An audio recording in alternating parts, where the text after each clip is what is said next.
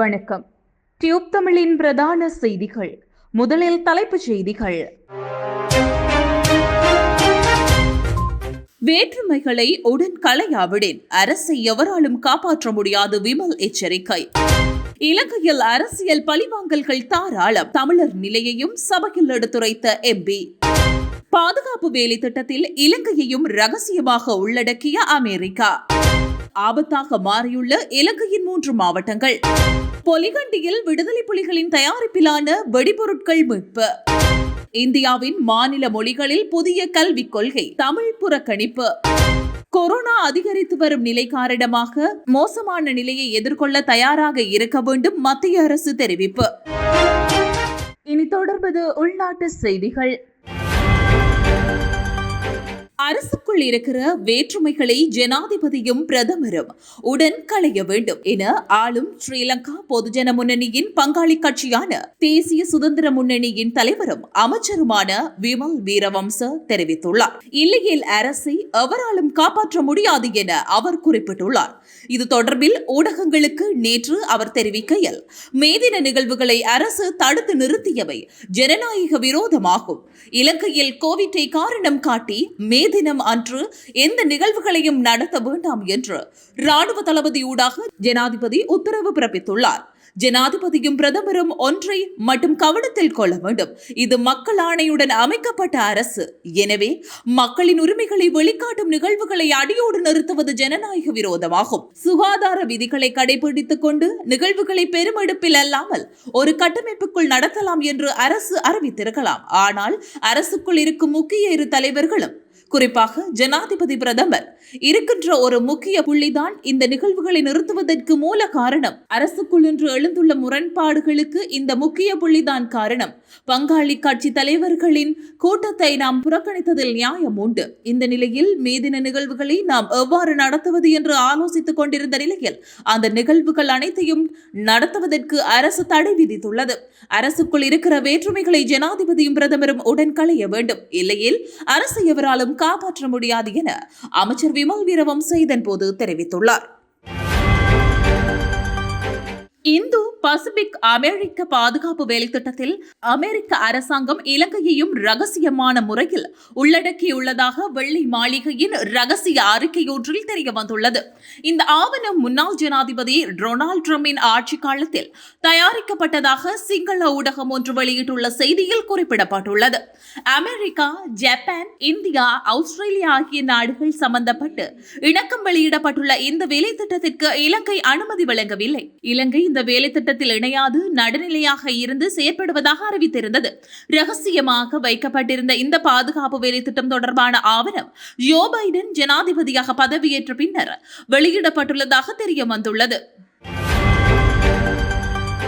Covid பரவலில் கொழும்பு, கம்பகா, குருநாகல் மாவட்டங்கள் மிகவும் ஆபத்தான மாவட்டங்களாக மாறியுள்ளதாக பொது சுகாதார பரிசோதகர்கள் சங்கம் தெரிவித்துள்ளது. இந்த மாவட்டங்களில் தினமும் கோவிட் தொற்றாளர்களின் எண்ணிக்கை வேகமாக அதிகரித்து வருவதாக அச்சங்கத்தின் தலைவர் உபுல் ரோகன தெரிவித்துள்ளார். இந்த மாவட்டங்களை தவிர இலங்கையில் பல பிரதேசங்களில் கோவிட் கொத்தணிகள் ஏற்பட்டுள்ளதுடன் தொற்றாளர்களின் எண்ணிக்கையும் அதிகரித்து வருகிறது. இலங்கையில் இது மிகவும் ஆபத்தான நிலையாகும். இதன் காரணமாக வார இறுதி நாட்களில் மிகவும் பொறுப்புடன் செயற்பட வேண்டும் என கோரிக்கை விடுக்கப்பட்டுள்ளது. வார இறுதி நாட்களில் ஓரளவுக்கேனும் மக்களின் பயணங்களை கட்டுப்படுத்த நடவடிக்கை எடுக்கப்படும் எனவும் உபுல் ரோகன குறிப்பிட்டுள்ளார். யாழ்ப்பாணம் பொலிகண்டியில் விடுதலை புலிகளின் தயாரிப்பிலான வெடிபொருட்கள் மீட்கப்பட்டுள்ளதாக வல்வெட்டித்துறை போலீசார் தெரிவித்துள்ளனர். பொலிகண்டி புதுவளவு என்ற பகுதியிலேயே இந்த வெடிபொருட்களை இன்று சனிக்கிழமை மீட்டதாக போலீசார் குறிப்பிட்டுள்ளனர். குறித்த வெடிபொருட்களை செயலிழக்க செய்வதற்கான தொழில்நுட்ப திறன் தொடர்பில் கண்டறியப்படவில்லை எனவும் சம்பவம் தொடர்பான சிறப்பு அதிரடிப்படையின் உயர்மட்ட பிரிவுக்கு தெரியப்படுத்தப்பட்டுள்ளது. வல்வெட்டித்துறை போலீசார் மேலதிக விசாரணைகளை ஆரம்பித்துள்ளனர். இந்நிலையில் சிறப்பு அதிரடிப்படையின் வருகைக்காக தற்போது காத்திருப்பதாகவும் தெரிய வருகிறது. இந்த நாட்டில் தமிழர்கள் எப்படி வாழ்ந்து கொண்டிருக்கிறார்கள் என்பது அரசியல் பழிவாங்கல்களுக்கு சிறந்த உதாரணம் என தமிழ் தேசிய கூட்டமைப்பின் மட்டக்களப்பு மாவட்ட நாடாளுமன்ற உறுப்பினர் கோவிந்தன் கருணாகரம் தெரிவித்துள்ளார்.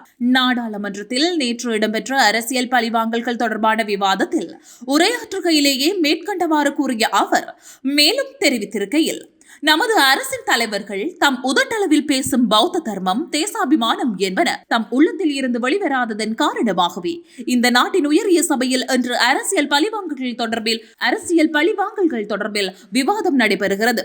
இதனையிட்டு புத்தரின் போதனைகளை மதிக்கும் ஒருவன் என்ற ரீதியில் வெட்கப்படுவதா, வேதனைப்படுவதா அல்லது கௌதம புத்தரை போன்று எனது மனைவி பிள்ளைகளை விட்டு துறவரம் போவதா என்ற சிந்தனைகள் மனதை குழப்புகின்றன.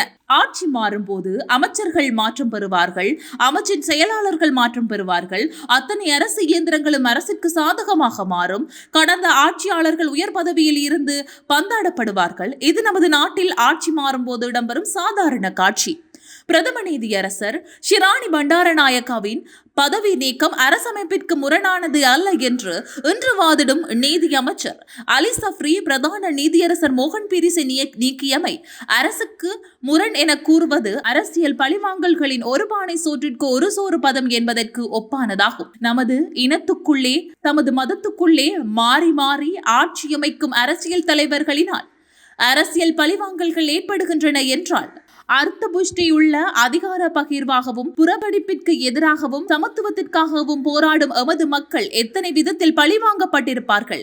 இத்தகைய பழிவாங்கல்கள் நியாயம் கேட்க முடியாத நாதியற்ற சமூகமாக எமது மக்கள் எவ்வளவு காலம் வாழ்ந்திருக்கிறார்கள். தேசிய சுதந்திர போராட்டத்தில் தேசத்திற்காக உழைத்த எமது தலைவர்கள் இன்று உரிய தேசிய மரியாதையின்றி புறக்கணிக்கப்படுகிறார்கள் என அவர் மேலும் தெரிவித்திருந்தார். இனி தொடர்வது வெளிநாட்டு செய்திகள். இந்திய மாநில மொழி புதிய கல்விக் கொள்கை வெளியிடப்பட்டுள்ள நிலையில் அதில் தமிழ் மொழி மட்டும் புறக்கணிக்கப்பட்டுள்ளது. இந்திய தேசிய கொள்கையின் கடந்த 34 ஆண்டுகளாக மாற்றம் எதுவும் செய்யப்படவில்லை. புதிய தேசிய கொள்கையை உருவாக்குவதற்காக கஸ்தூரி ரங்கன் தலைமையில் அமைக்கப்பட்ட குழு 484 பக்கங்கள் கொண்ட வரைவை மத்திய அரசிடம் 2019ஆம் ஆண்டு சமர்ப்பித்தது. வரைவை வெளியிட்ட மத்திய அரசு தொடர்பாக பொதுமக்கள் கருத்து தெரிவிக்கலாம் என்று கூறப்பட்டிருந்தது. எனினும் புதிய கல்விக் கொள்கையில் இடம்பெற்ற மும்மொழி கொள்கை உள்ளிட்ட அம்சங்களுக்கு தமிழகம் உள்ளிட்ட மாநிலங்கள் கடும் எதிர்ப்பு எழுந்தது. எனினும் கடந்த ஆண்டு ஜூலை மாதம் நடந்த மத்திய அமைச்சரவை கூட்டத்தில் புதிய கல்விக் கொள்கை வரைவிற்கு ஒப்புதல் அளிக்கப்பட்டது. ஆங்கிலம் மற்றும் இந்தி மொழிகளில் வரைவு மொழிபெயர்க்கப்பட்டது. ஆனால் மாநில மொழிகளில் புதிய கல்விக் கொள்கையில் மொழிபெயர்க்க வேண்டும் என கோரிக்கை எழுந்தது. இந்நிலையில் புதிய கல்விக் கொள்கையை அனைத்து மொழி பேசும் மக்களுக்கும் புரிந்து கொள்ளும் வகையில் அந்த மாநில மொழிகளில் மத்திய அரசு அறிவிக்கப்பட்டுள்ளது. அசாமி, பெங்காலி, குஜராத்தி, கன்னடம், மலையாளம், மராத்தி, காஷ்மீரி, கொங்கணி, பஞ்சாபி, தெலுங்கு உள்ளிட்ட 17 மொழிகளில் மொழிமாற்றம் செய்து உள்ளூர் மொழிகளில் வெளியிடப்பட்டுள்ளது. ஆனால் அதில் தமிழ் மொழி மட்டும் புறக்கணிக்கப்பட்டது என்பது சர்ச்சையை ஏற்படுத்தியுள்ளது. மே மாதத்தின் மத்தியில் கொரோனா தாக்கம் அதிகரித்து மோசமான நிலை வந்தாலும் அதனை எதிர்கொள்ள தயாராக இருக்க வேண்டும் என இந்திய மத்திய அரசு தெரிவித்துள்ளது. டெல்லியில் பல தனியார் மருத்துவமனைகளில் ஆக்சிஜன் பற்றாக்குறை நிலவி வருவது தொடர்பாக தாக்கல் செய்யப்பட்ட மனுக்கள் மீதான விசாரணை டெல்லி உயர்நீதிமன்றத்தில் இன்று நடைபெற்றது. அப்போது மத்திய அரசு தொகுப்பில் இருந்து இன்னும் முழுமையான ஆக்சிஜன் சப்ளை கிடைக்கவில்லை என டெல்லி அரசு தெரிவித்தது. ஆக்சிஜன் அளவை 480 மெட்ரிக் டன்னாக உயர்த்தி வழங்குவதாக கூறப்பட்டிருந்த நிலையில் 100 மெட்ரிக் டன் ஆக்சிஜன் குறைவாகவே காணப்படுகிறது எனவும் தெரியப்பட்டுள்ளது. இதை கேட்ட நீதிபதிகள் மத்திய அரசு உறுதியளித்த வகையில் டெல்லிக்கு தேவையான 480 மெட்ரிக் டன் ஆக்சிஜன் எப்போது எந்த தேதியில் வந்து சேரும் என்பது குறித்து திகதியை கூறுங்கள் என கேள்வி எழுப்பினர். இதற்கு பதிலளித்த மத்திய அரசு ஆக்சிஜன் வழங்குவது தொடர்பாக அனைத்து பணிகளும் விரைவாக நடந்து வருகின்றன என தற்போதைய நிலைக்கு உரிய துறையிடம் கேட்டு தெரிவிக்கின்றோம் எனவும் குறிப்பிட்டது. இத்துடன் டியூப் தமிழின் பிரதான செய்திகள் நிறைவடைகின்றன.